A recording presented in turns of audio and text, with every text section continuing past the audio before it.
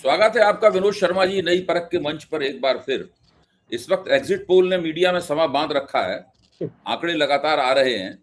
जब हम लोग ये कार्यक्रम रिकॉर्ड कर रहे हैं तब तक आंकड़े पूरे नहीं आए, इसलिए उन आंकड़ों के ऊपर हम लोग विस्तृत चर्चा नहीं कर सकते।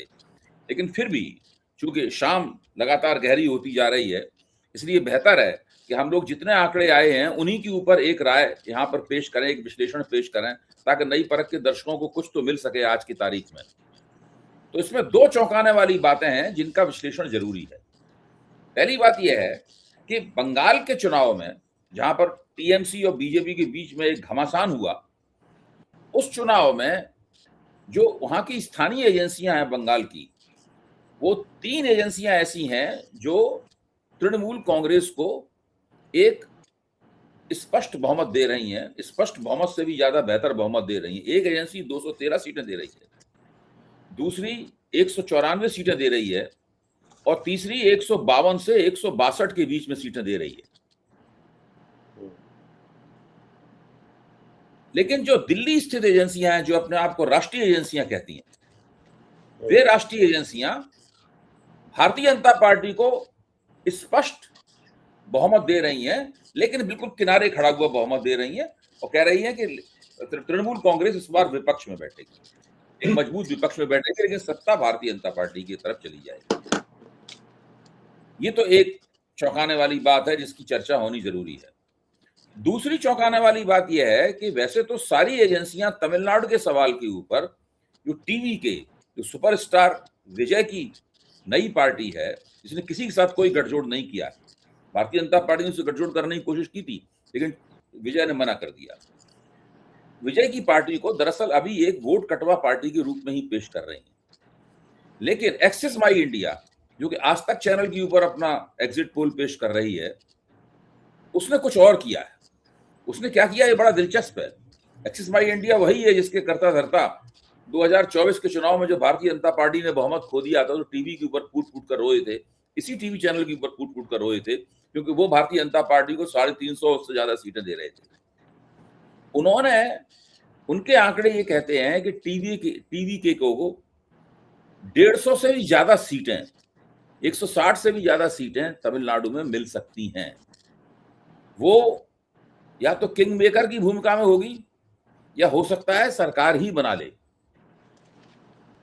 वो इस रूप में उसको टीवी को पेश कर रहे हैं। बाकी पार्टियां भी उनको 15 से 25% के बीच में वोट दे रही हैं और कह रही हैं कि ये वोट तो उन्हें 25% सम्मानजनक वोट मिल रहे हैं, लेकिन उनकी सीटों का कन्वर्जन ज्यादा नहीं है, इसलिए 10 या 15 सीटें देती हैं।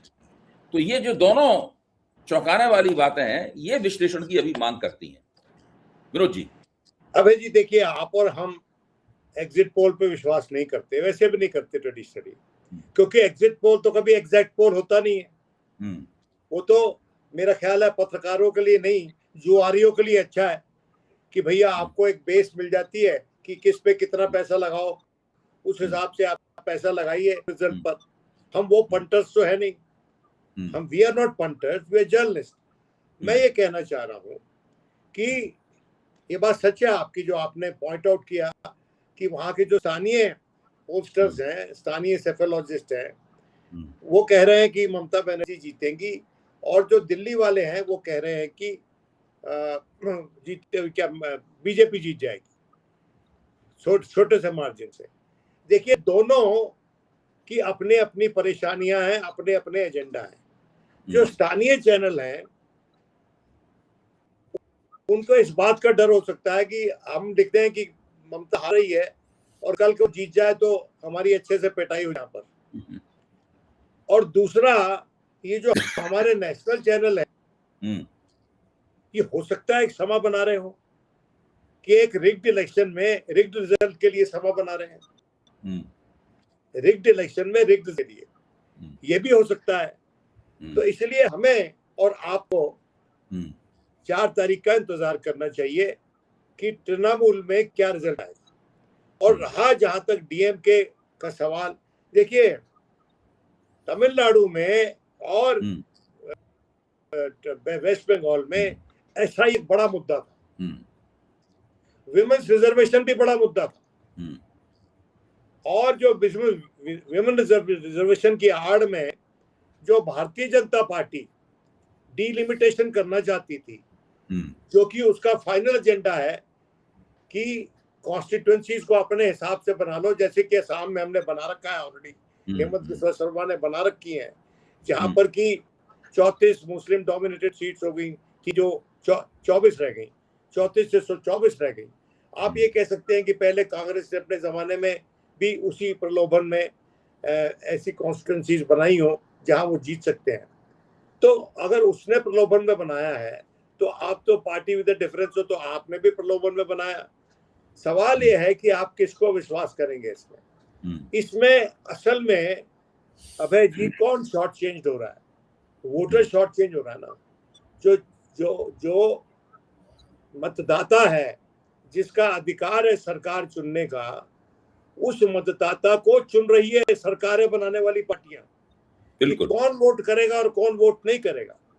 तो मेरा ये मानना है कि जो एग्जिट पोल है, ये एग्जिट पोल रूटेड किन आंकड़ों में है, जो हम और आप आश्वासित हैं कि वो आंकड़े जो हैं वो गढ़े गए, बनाए गए इस तरह से।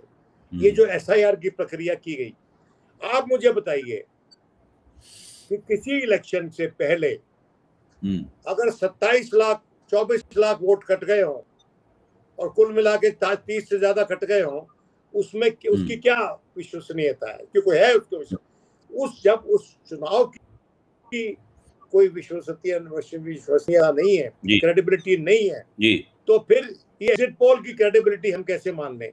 मैं इसको एक्सट्रीम पोजीशन में एनालाइज कर रहा हूं, क्योंकि जब तक हम एक्सट्रीम पोजीशन में एनालाइज नहीं करेंगे, देखिए जब कोविड शुरू हुआ था, अगर आपको याद हो, तो लोग कह रहे थे कि शुरू से अच्छे मैचेस लो, लेकिन आप वहां पर मैच करवाना चाहते थे अहमदाबाद में, और आप प्रचार करना चाहते हैं, वेस्ट बंगाल में प्रचार करना चाहते थे। उस वक्त कोई तवज्जो नहीं दी गई, जो आज का सत्तारूढ़ दल है केंद्र में। और जब सर पे आके खड़ा हो गया भूत कोविड का, उस वक्त आपने ऐसे निर्णय लिए, ऐसी एक्शन लिया, जिसके चलते असंख्य लोग जो है अपने घरों की तरफ भागे, पैदल भागे। ये इतने बड़े स्तर पे ह्यूमन ट्रेजेडी क्रिएट की गई। हमारा ये कहना है कि ये जो इलेक्शन हुए हैं और इस इलेक्शन के बेसिस पर जो जिस इलेक्टोरल कॉलेज के बेसिस पर इलेक्शन हुए हैं, उस पर विस्तृत चर्चा की अभी भी जरूरत है।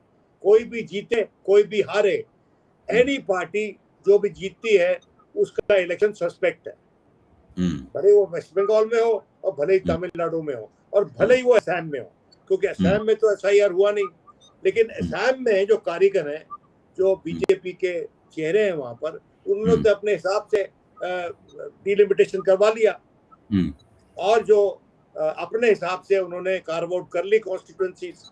तो इसलिए ये पूरा इलेक्टोरल प्रोसेस जो है ये सस्पेक्ट है, विशिएटेड है, और SY कुरैशी तक ये कह रहे हैं कि विशिएटेड है।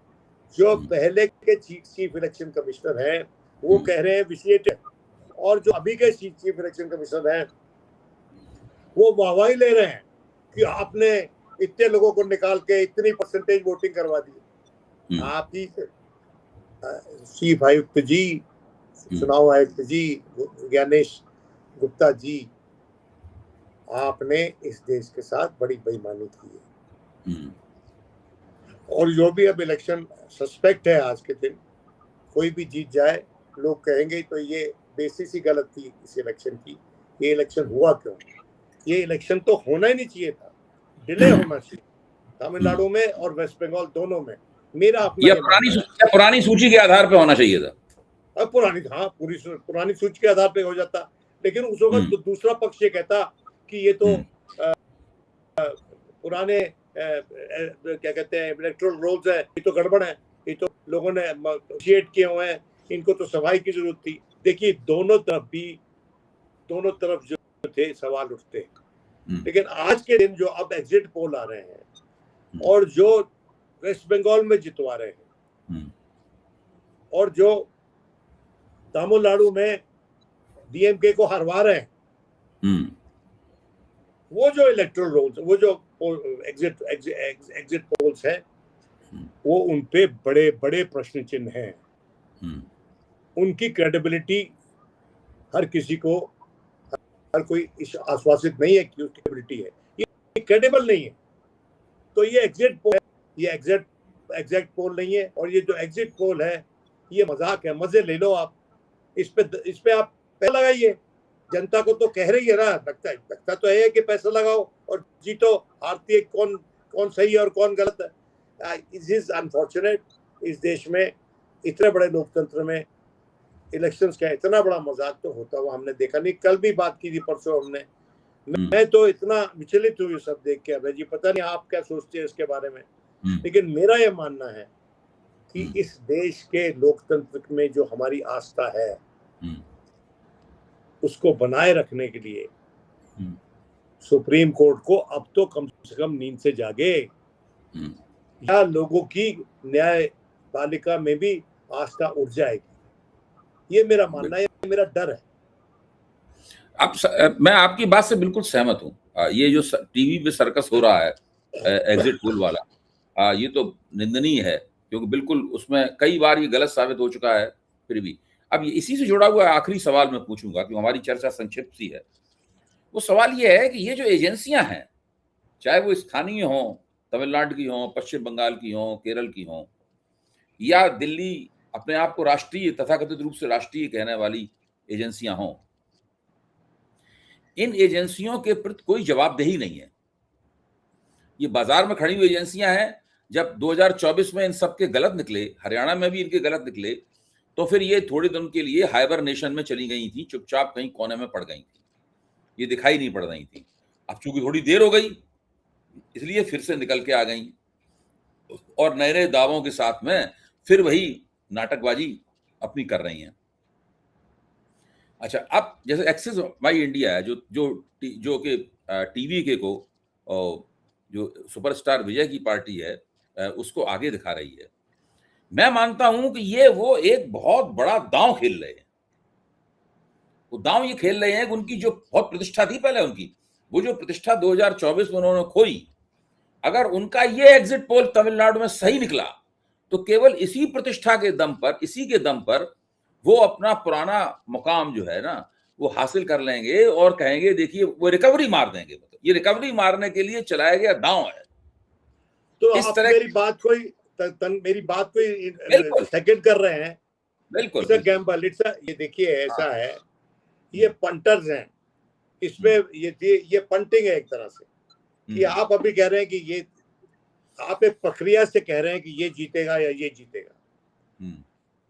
जब घोड़े दौड़ रहे होते हैं, रेस के घोड़े, तो जब वो स्टार्टिंग पॉइंट पे वहां बैठे होते हैं पंटर्स, वो अपना लगाते हैं कि मेरा पैसा इस पे है, दूसरा कहता मेरा इस पे, तीसरा कहता मेरे इस पे है। घोड़ों की दौड़ा पॉलिटिकल पार्टीज को दौड़ा रहे हैं ये पोस्टर्स, और ये बता रहे हैं कि कौन जीतेगा और कौन हारेगा। जी देखिए, ये जो हमारे देश में सेफोलॉजी है, दुनिया भर में तो परफेक्ट साइंस बन चुकी है। हमारे देश में ये जिनके हाथों में है वो हाथ ही इम्परफेक्ट है। और जो हमारा पॉलिटिकल सिस्टम है, क्या वो इतना क्रेडिबल है कि यहाँ पर ये सेफोलॉजी हो जाए और सही से प्रोजेक्शन हो जाए? मेरा ये मानना है कि ये जो सेफोलॉजिस्ट है, ये जो एजेंसीज हैं, they should be licensed by an independent authority. और अगर उनके पास इंडिपेंडेंट अथॉरिटी का लाइसेंस नहीं है तो उनको सेफोलॉजी, उनको ये पोल्स नहीं करने देना चाहिए, क्योंकि ये सबसे बड़ा धोखा हो सकता है। आपने देखा कि they have grown like mushrooms. ये इनकी जो स्कारलेट पिम्पल्स की तरह ग्रोथ हुई है सेफोलॉजी की। आज वो जेवीके, आज कोई पता नहीं क्या तरह तरह के नाम है इनके, मतलब पहले हमने कभी इनके नाम नहीं सुने। वो जो है एक सीजन में आते हैं, दूसरे सीजन में लुप्त हो जाते हैं और कुछ ऐसी प्रेडिक्शन करके जाते हैं जिससे कि जनता जो है उसके दिमाग में क्लैरिटी नहीं होती, उसके दिमाग में कंफ्यूजन होता है। तो जो सेफोलॉजी है, ये जो पोस्टर्स हैं, इनको आसानी से लाइसेंस नहीं मिलना चाहिए करने के लिए, और जो लाइसेंस देता है वो ऐसी रिलायबल एजेंसी होनी चाहिए, बॉडी होनी चाहिए, जैसा कि इंस्टीट्यूट ऑफ चार्टर्ड अकाउंटेंट्स है। जो इंस्टीट्यूट ऑफ चार्टर्ड अकाउंटेंट्स है, अगर उसमें कोई इंस्टीट्यूट चार्टर्ड अकाउंटेंट घपला करता हुआ पता चल जाता, पकड़ा जाता है, तो उसका वो डी लाइसेंस हो जाता है। इनको एक रिकॉग्नाइज्ड संस्था के द्वारा लाइसेंसिंग होनी चाहिए इनकी। हर कोई उठ के सेफोलॉजिस्ट ना बन जाए, और बहुत से सेफोलॉजिस्ट ऐसे हैं जिनको शायद, अरे आपने देखी नहीं, एक वो क्या कहते हैं स्टिंग ऑपरेशन किया था किसी अखबार ने, किसी चैनल ने, जिसमें कि एक इनको आजकल बड़ा सेलिब्रेट किया जाता है। वो कहते हैं, सुनाई देते हैं कि भैया आप कहे तो इसके हिसाब से बना देते हैं, किस हिसाब से आपको रिजल्ट चाहिए। तो ये कोई मेड टू ऑर्डर है क्या? जिस तरह की होटल में आप जाते हैं और आप कहते हैं क्या दाल ऑर्डर करते हैं, तो आप कहते हैं कौन सी दाल तुड़का खाएंगे, पीली दाल खाएंगे, काली दाल खाएंगे। वैसे तो सेफोलॉजी बिकते हुए देखा है हमने। अभी हो सकता है इम्प्रूवमेंट है, लेकिन परफेक्शन नहीं है, और जब तक इसमें परफेक्शन नहीं है, they should not be allowed the freedom to spread their protections without a proper credibility to back them. क्योंकि इसमें पैसा लगाते हैं लोग, बहुत से लोग मैं जानता हूं जो पैसा लगाते हैं इसमें, जैसे कि घोड़ों पे पैसा लगाया जाता है। तो ये घोड़ों की रेस नहीं है, ये पॉलिटिकल पार्टीज हैं, और ये हमको हम जितवाते हैं, हमारे देश पे राज करती है। बहुत बहुत धन्यवाद विरोध जी। आज हम लोग चर्चा को यहीं तक सीमित रखेंगे। हम लोगों ने जो एग्जिट पोल से जो कुछ नई बातें, नए पहलू निकल के आ रहे थे, चौंकाने वाले पहलू थे, उनके ऊपर चर्चा की, और कुल मिलाकर एग्जिट पोल करने वाली एजेंसियों का जो किरदार है उनके ऊपर चर्चा की, और कैसे उनको विनियमित किया जाना चाहिए, रेगुलेट करना चाहिए, इसका सुझाव भी आपने दिया। कल जब सारे आंकड़े आ जाएंगे तब हम लोग विस्तार से इस विषय के ऊपर चर्चा करेंगे। बहुत बहुत धन्यवाद।